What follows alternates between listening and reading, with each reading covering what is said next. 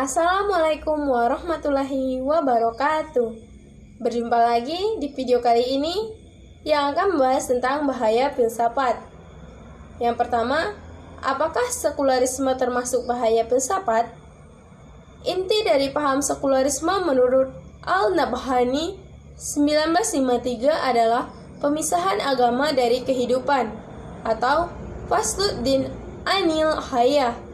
Menurut Nasiwan 2003, sekularisme di bidang politik ditandai dengan 3 hal, yaitu yang pertama pemisahan pemerintahan dari ideologi keagamaan dan struktur ekklesiastik. Yang kedua, ekspansi pemerintah untuk mengambil fungsi pengaturan dalam bidang sosial, yang semula ditangani oleh struktur keagamaan. Yang ketiga, penilaian atas kultur politik ditekankan pada alasan dan tujuan keduniaan yang tidak transenden. Tahun yang dianggap sebagai cikal bakal munculnya sekularisme adalah 1648. Pada tahun itu telah tercapai perjanjian Westphalia. Perjanjian itu telah mengakhiri perang 30 tahun antara Katolik dan Protestan di Eropa. Perjanjian tersebut juga telah menetapkan sistem negara mereka yang didasarkan pada konsep kedaulatan dan menolak ketundukan pada otoritas publik, Paus dan Gereja Katolik Roma.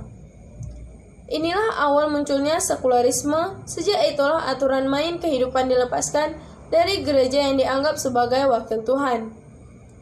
Selanjutnya saya akan membahas tentang pengaruh sekularisme di bidang akidah. Semangat sekularisme ternyata telah mendorong munculnya liberalisme dalam berpikir di segala bidang.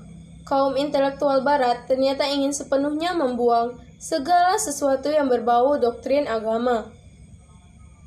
Al-Warji 1997 memberi contoh penentangan para pemikir barat terhadap paham keagamaan yang paling fundamental di bidang akidah adalah ditandai dengan munculnya berbagai aliran pemikiran seperti pemikiran Marxisme, eksistensialisme, Darwinisme, Freudianisme, dan sebagainya, yang memisahkan diri dari ide-ide metafisik dan spiritual tertentu, termasuk gejala keagamaan. Pandangan pemikiran seperti ini akhirnya membentuk pemahaman baru berkaitan dengan hakikat manusia, alam semesta, dan kehidupan ini yang berbeda secara diametral dengan paham keagamaan yang ada. Yang kedua, pengaruh sekularisme di bidang pengaturan kehidupan. Di bidang pemerintahan, sistem bidang pemerintahan yang dianggap sebagai pelopor pemikiran modern dalam bidang politik adalah Niccolo Machiavelli, yang menganggap bahwa nilai-nilai tertinggi adalah yang berhubungan dengan kehidupan dunia dan dipersempit menjadi nilai kemasyhuran, kemegahan, dan kekuasaan belaka. Yang kedua, bidang ekonomi. Dalam bidang ekonomi, muncul tokoh besar seperti Adam Smith yang menyusun teori ekonominya berangkat dari pandangannya terhadap hakikat manusia. Yang ketiga, bidang sosiologi.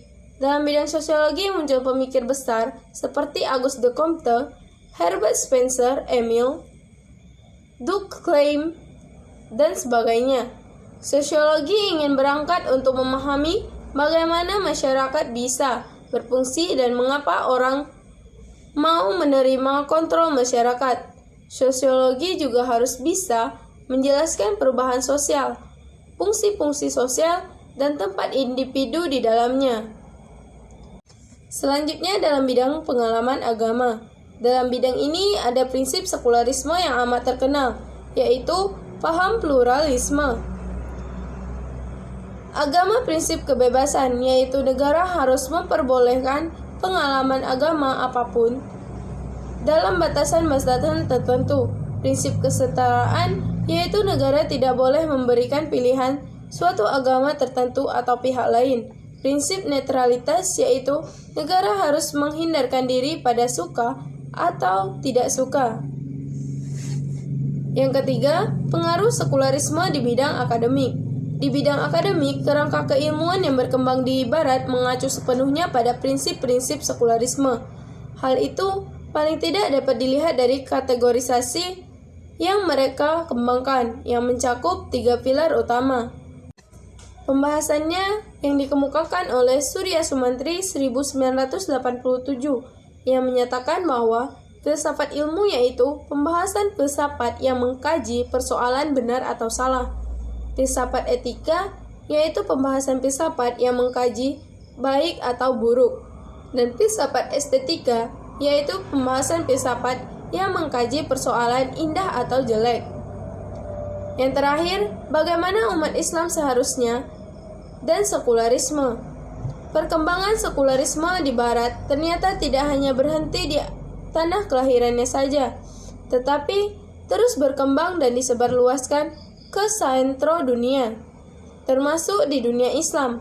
Seiring dengan proses penjajahan yang mereka lakukan, ide-ide sekularisme terus ditancapkan dan diajarkan kepada generasi muda Islam. Hasilnya sungguh luar biasa. Begitu negeri Islam mempunyai kesempatan untuk memerdekakan diri, bentuk negara dan pemerintahan yang dibangun umat Islam sepenuhnya mengacu pada prinsip sekularisme. Dengan segala turunannya, mulai dari pengaturan pemerintahan, ekonomi, sosial, budaya, termasuk tentunya adalah dalam pengembangan model pendidikannya. Boleh dikatakan, hampir tidak ada satupun bagian dari penataan negeri ini yang terbebas dari prinsip sekularisme tersebut. Itulah pembahasan pada video kali ini. Semoga bermanfaat untuk kita semua. Wassalamualaikum warahmatullahi wabarakatuh.